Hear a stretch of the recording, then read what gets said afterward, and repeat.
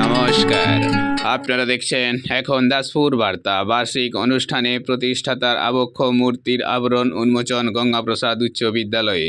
দুদিনব্যাপী বার্ষিক অনুষ্ঠান হয়েছে দাসপুর 1 ব্লকের নাড়াজোল 2 চক্রের অন্তর্গত গঙ্গাপ্রসাদ উচ্চ বিদ্যালয়ে।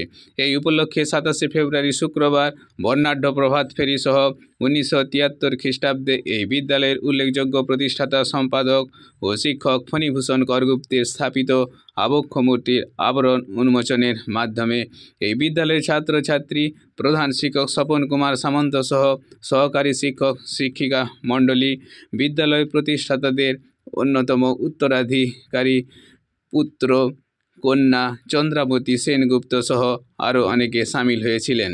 এছাড়াও কুইজ, যেমন খুশি সাজো, ম্যাজিক শো, 28শে ফেব্রুয়ারি বসে আঁকো আবৃত্তি প্রতিযোগিতা সহ পুরস্কার প্রদান করা হয়েছে।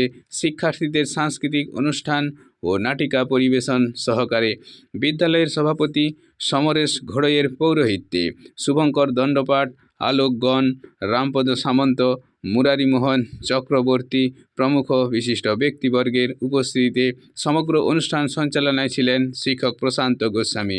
গঙ্গাপ্রসাদ উচ্চ বিদ্যালয় থেকে রিপোর্টে শ্যাম সুন্দর দলই। Like and follow with subscribe এখন দাসপুর বার্তা। এই দাসপুর বার্তায় যুক্ত হন, আলোর পথে এগিয়ে চলুন।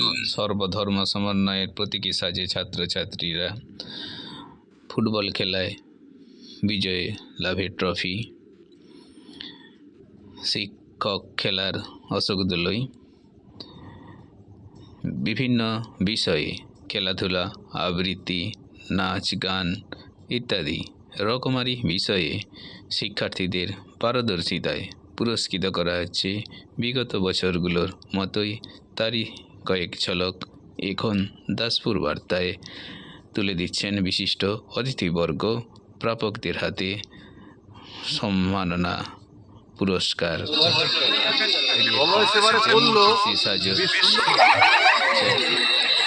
চ্যাটের মাধ্যমে, মোবাইলের মাধ্যমে কিভাবে পরস্পর প্রতারিত হতে পারে তারই একটি দৃশ্য।